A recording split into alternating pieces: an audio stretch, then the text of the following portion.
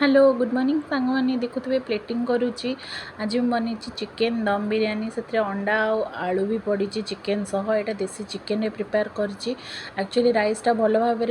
bowl fill करके भल decoration होता बट टिके कम रही राइसटा भल भाव डेकोरेशन कर पार्लिनी एवं दही और बिरयानी रेडी सकाଳେ आसला चिकेन से हलदी गोल रखी तापर ये 3 चामच दही ऐड करदे और जीक सब मसला अवेलेबल थी से ही मुझे मैरिनेशन कर सब जिनस ऐड करी एवं चिकेन मसला गोटे स्पून पकईदे तापर यहाँ काश्मीरी लंका गुंड रुचि ब्रांड्र मु पकई देछि एवं एवरेस्ट मसला बिरयानी मसला पकाउछि 1.5 चामच भी कम अच्छी क्रिशु जेहेतु खाइब अल्प मसला ऐड करछि एवं कस्तूरी मेथी टिके हाथ में क्रश करके पकेबा आउ टिके डायरेक्ट पकेबा देखो एवरेस्ट ही बिरयानी मसला ऐड करी स्वाद अनुजाई लुण पकेबा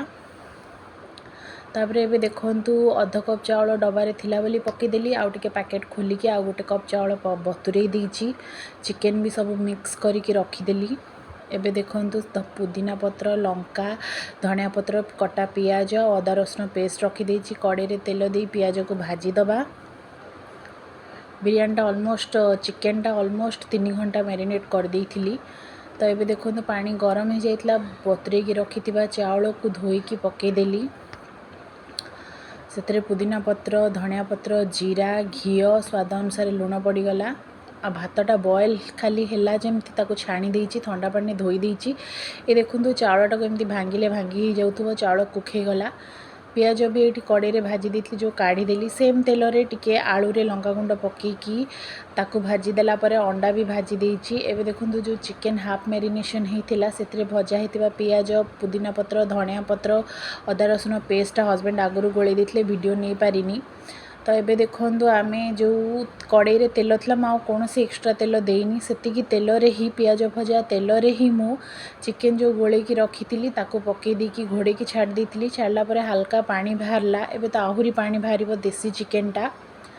तो किंतु आंच कमे की ही चिकेन मैरिनेशनटा देबे कहीं चिकेन नहले फाटीजीव दही जेहेतु पड़ी चिकेन मैरिनेशन खराब देखा एबे देखो केते पानी बाहरुला सब सुखीगला चिकेनटा पूरा बढ़िया भाव में कषई जाइए 45 मिनट हो जाइला से भजा होता आलू को पकईकी टिके गोले सारापर से गरम मसला पकईदे एबे भात लेयरिंग की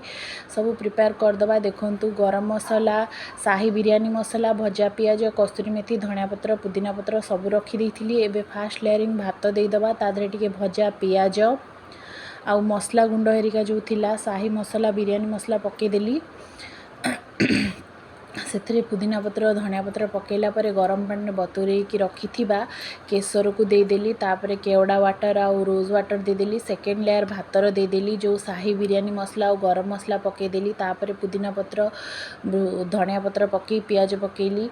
पियाजर जो तेल थिला सेटाको भी से देदेली एबे देखो गरम पानी आउ केसर जो बतुरी थी देदेली तापर रोज वाटर केवड़ा वाटर देदेली एबे देखो जो राइस रो बंची थिबा वाटर को देदेली कहीं चिकेन जेहेतु पूरा सुखिला थिला लागिजिवो सेतपई टिके वाटर दरकार थिला अंडा और घी देकी नब करबा पई 15 मिनिट छाड़ीदवा 15 मिनिट हैला परे मु गैस को बंद करिकी